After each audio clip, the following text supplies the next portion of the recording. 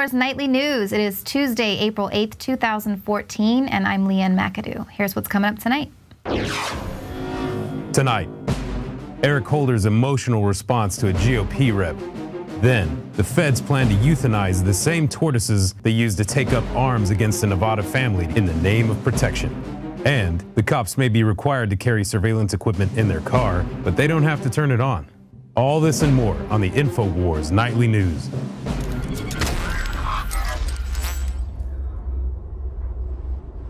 Well, I think what we promised to do is to provide you and your staff with...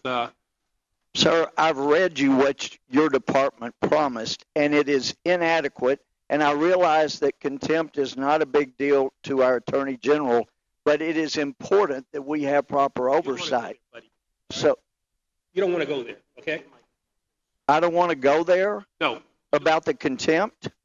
So we've been trying to get to the bottom of Fast and Furious where people died, where at least a couple hundred Mexicans died, and we can't get the information to get to the bottom of that. So I don't need lectures from you about contempt. And I don't need lectures from you either. It is very difficult to deal with asking questions. As a former judge, I'd never have asked questions of someone who's been held in contempt. That was the Attorney General telling Texas Rep. Louis Gohmert that he doesn't need any lectures on contempt. That's right, because he already knows all about being in contempt of Congress. Now, Gohmert was pointing out that not only has the Justice Department failed to turn over documents about the Holy Land Foundation terror funding trial, Holder was also found in contempt in 2012 for failing to turn over documents related to the Fast and Furious gun running scandal, and he reiterated that the Justice Department still hasn't handed over those documents. Now, Holder also said today that he, as Attorney General, and President Obama have a vast amount of discretion when it comes to enforcing the laws. You don't say. But it was kind of a tough day there for Eric Holder, because even Representative Steve King went in on him. He was asking him, have you prosecuted anyone in this administration? Because it looks to me that folks on the other side of the aisle are getting extra scrutiny, and those on your side of the aisle are getting no scrutiny. Now, King cited investigations into conservative filmmaker Dinesh D'Souza, Governor Chris Christie, etc., to which Holder replied, I'll put my record up against any other Attorney General, any other Justice Department, and any hint we have engaged in anything that's partisan or inappropriate in nature, I totally 1,000% reject it, he said. Let's see. Apparently, Holder has forgotten about his involvement in the AP wiretapping scandal. Or let's take it all the way back to Oklahoma City, where at the time in 2008, he was just Obama's Attorney General nominee. Well, leaked memos revealed that he was involved with the cover-up of the death of Kenneth Michael Trentadue, who was tortured to death by FBI agents after they confused him with one of Timothy McVeigh's accomplices in the Oklahoma City bombing. You don't want to go there, okay? Oh, we're going to go there because that's what we do here at Infowars. Now, somebody who might need a little lecture on contempt, Lois Lerner, and the House Oversight Committee plans to do the schooling. Now, they plan on voting on a resolution on Thursday to hold the former IRS official in contempt of Congress for refusing to testify before the panel. Lerner has twice invoked her Fifth Amendment right when asked to testify about the agency's targeting of certain nonprofit advocacy groups for extra scrutiny based on their names and policy positions. So just what is this contempt of Congress? Well, any action that directly obstructs Congress's ability to exercise its constitutional powers can arguably count as contempt, such as the case with Eric Holder, who fails to turn over documents. But listen to Congress's options for non-compliant officials. One, Congress can seek a civil judgment from a federal court declaring that the individual is obligated to comply with its subpoena.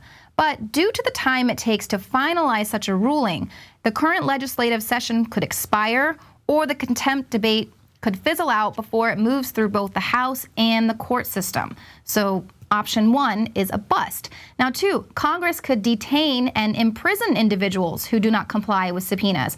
But this, of course, has not been done in a very long time. The third option, Congress can seek criminal prosecution against the non-compliant individual. But the Congressional Research Service says that is likely to fail because the Justice Department generally declines to prosecute those cases. So this is exactly why Holder isn't concerned about being in contempt of Congress, because he's not going to do an internal investigation and find himself in contempt. This is ridiculous. That's why he's saying he's got a vast amount of discretion when it comes to enforcing the laws. And Lois Lerner, you know, they say the Constitution is outdated and needs to be revised, but it seems to be working out splendidly for her. Basically, it looks like it's time for Congress to take the only viable option, grow a pair, and imprison these criminals. Now, meanwhile, while these crooks are just getting away with breaking the laws that are meant to control us and imprison us, the taxpayer, we are continuing to pay the price for keeping them in office. Tax Freedom Day falls 3 days later this year to April 21st. This is the day when the nation collectively has made enough money to pay its total tax burden for the year. It's 3 days later due to a slow economic recovery, but this Tax Freedom Day isn't even taking into account federal borrowing, which would actually push the date back until May 6th, and it would be even further back for high tax states. So basically what they're saying is that for a quarter of the year, it is literally slave labor.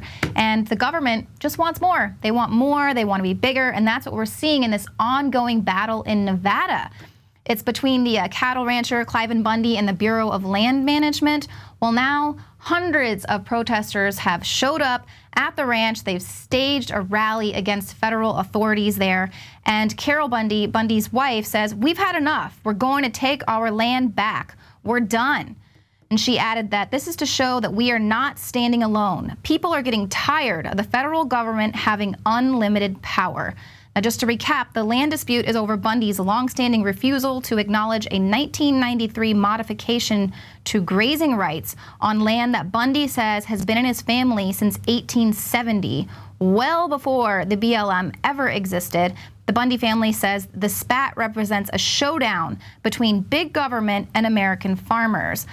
Now, the feds say this move is more about enforcing the law and protecting the endangered desert tortoise. But did they forget that just last year it was announced that this is the same desert tortoise that is going to be euthanized by wildlife officials because they say they no longer have the federal funds to protect this threatened species? So they're planning to kill off half of the 1,400 tortoises they have there, but for whatever reason, this is causing the Bundys to not have grazing rights on their land. So this is not about protecting the desert tortoise. This is about Agenda 21. This is about government overstepping its authority, getting too big. Hopefully this particular story will give rise to something bigger in this country. People will actually begin to see that this is a government that is out of control. It's getting too large, out of control, and it doesn't stop there. We got our local law enforcement, cops, getting out of control. And just like Lois Lerner and Eric Holder, who, you know, they don't feel like the laws are meant for them, they're only meant for us, the slaves, the cops have that same attitude. It trickles down into these other places that they have sort of a modicum of authority over the masses. Here, cops are all for mass surveillance when it's for the people, but when the cameras are turned on them, they hate that. An inspection of the LAPD found that officers had tampered with the in-car recording equipment in about half of their patrol cars in an effort to avoid being monitored while on duty. So it was about half of the estimated 80 cars in one South LA patrol division. They were missing antennas. Now these help capture what officers say in the field.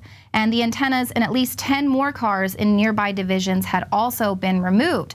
The LAPD chief and other top officials had learned of this problem last summer, but they chose not to investigate which officers were responsible. Rather, they issued warnings against continued meddling and put checks in place to, check antennas at the start and end of each shift. Now, most of the antennas were removed from cars in the Southeast Division, which is where relations between police and minority communities have historically been marred by mistrust, claims of officer abuse, and the in-car video cameras are used as a powerful deterrent to police misconduct, and it's also a tool for defending officers against any false accusations. So why would they want to remove the antennas from their cars if these are things put in place to protect them, to protect the public? Clearly, they're not up to any good, but rather than prosecuting them or getting to the bottom of why they would remove these antennas, they just do a little internal investigating and come up with nothing. So here again, this is exactly why we need to stop allowing them to do these internal investigations. They're never going to come up with anything. It's time for us to start being courageous and being active in this world we live in. Now, coming up, Eric Holder has even more plans for gun owners. Here he says it's some common sense gun reform. And Darren McBreen takes to the streets to find out if people are ready to be tracked like cattle. That's coming right up.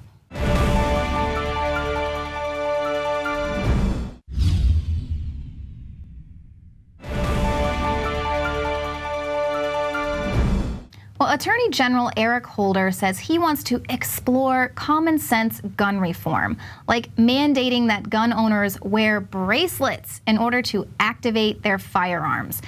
So just like they're going to be using these smart meters to monitor your homes, or they've already planned on giving passengers smart bracelets in order to fly, that they can turn on and shut down any Al-Qaeda terrorists.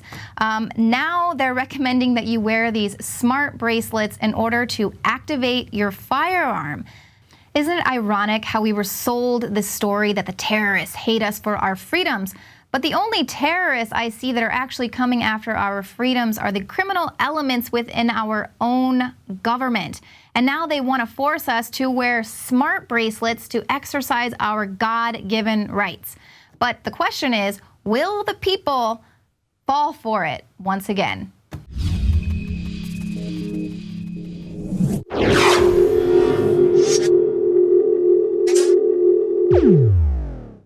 Attorney General Eric Holder told a House Appropriations Subcommittee that his agency is looking into gun tracking bracelets to be mandatory for all gun owners. One of the technologies that the Department of Justice is looking at is a recent innovation that allows gun owners to only unlock a safe with a fingerprint scan and an RFID-equipped bracelet. Others have even suggested that making GPS tracking and RFID chips mandatory for all registered firearms. Recently, Attorney General Eric Holder suggested that there be some kind of mandatory bracelet that gun owners wear, that only the registered gun owner would have access to that gun because he was wearing a bracelet. What are your thoughts on that?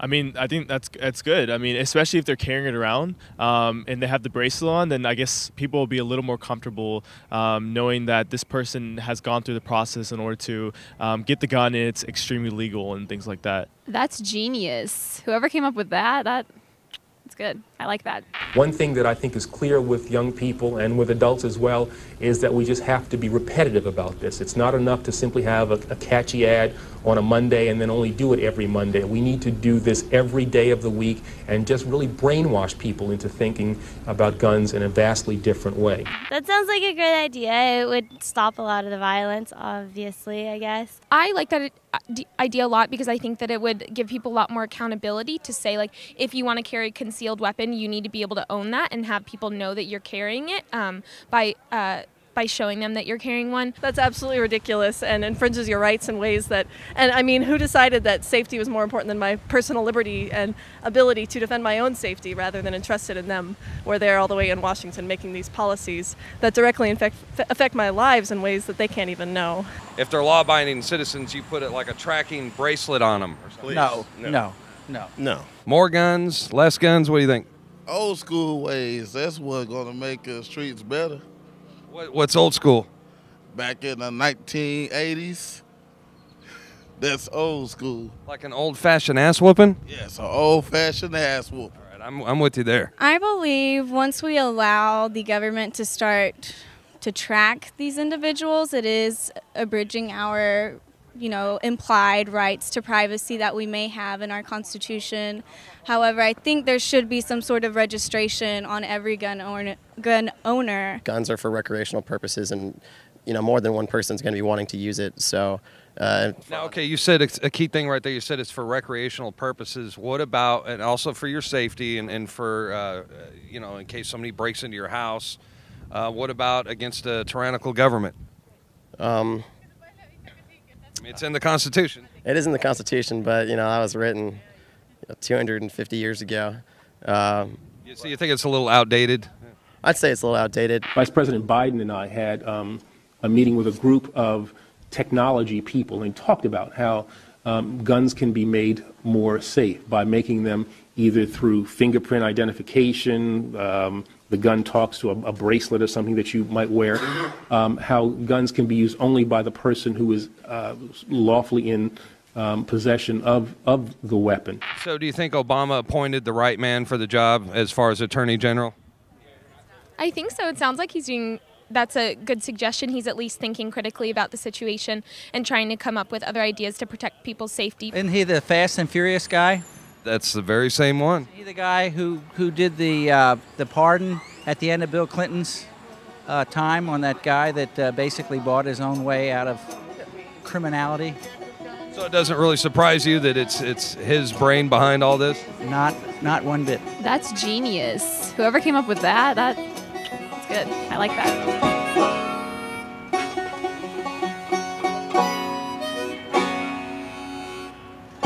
All right, thank you, folks.